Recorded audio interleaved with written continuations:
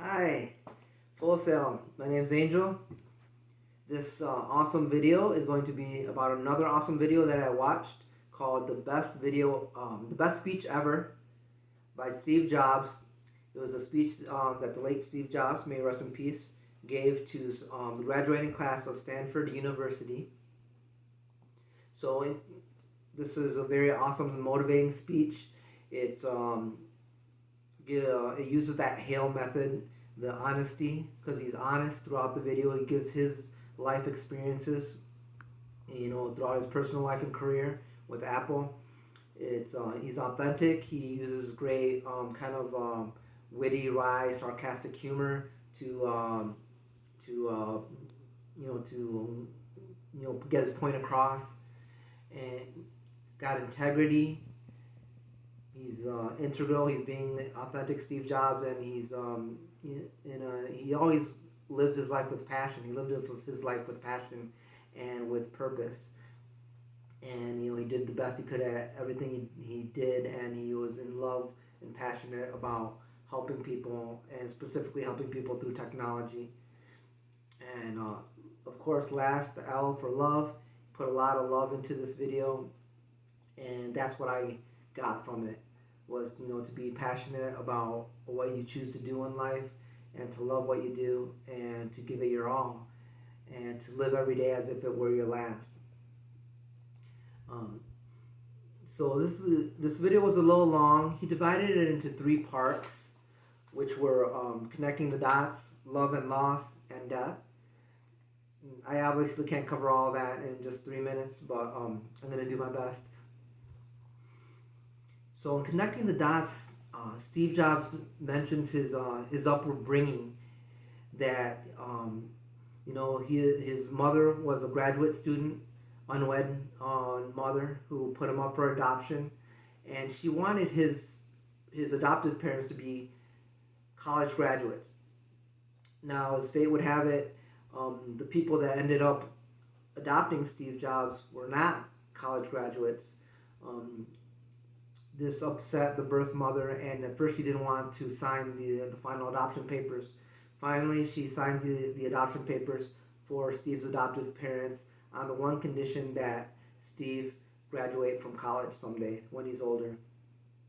Fast forward, he has a great life with his parents. He goes to Reed College. He goes to college using his parents' life savings.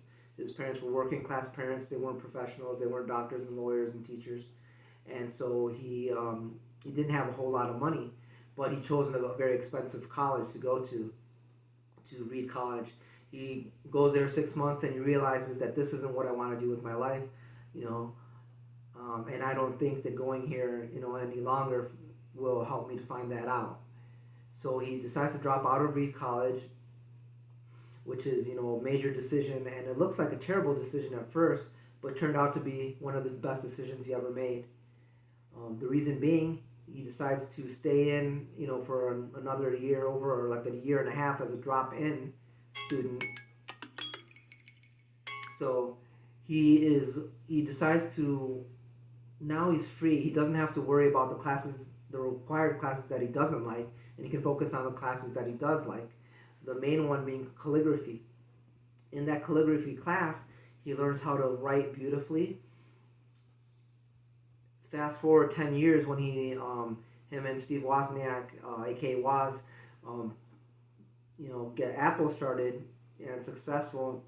The Macintosh uses great fonts and typefaces, and that is a direct result of his studies in calligraphy. Also, he talks about love and loss. He talks about how he built Apple from the ground up. From Stephen Woz, built it from his mom's garage, and when they were 20 years old. By the time he was 30 years old, by the time Steve was 30, it was a $2 billion a year company, and they had 4,000 employees. He's on top of the world. He thinks, the world is his oyster. He's living life large. Then, lo and behold, he ends up getting fired from his own company. I won't go into how that happened exactly, but he falls into a depression. He thinks his world is crashed in on him and that he's a failure. However, he realizes that he still loves what he does. He still loves it. He's still passionate about helping people and helping them through technology.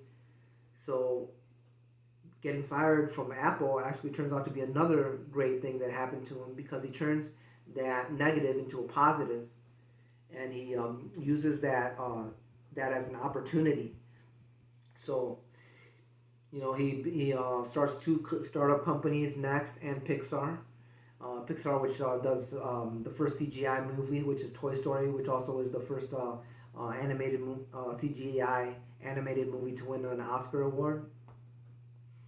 Um, so it's he talks about turning negatives into positives, turning obstacles into opportunities, and that is something that is very inspiring to me, because I've always had to overcome some obstacles in my life, including my bipolar disorder, and different times in my life where I felt like I failed. Like when I first moved to Florida, to Miami, Florida years ago, and I went to FIU, and I didn't end up getting the degree that I was seeking.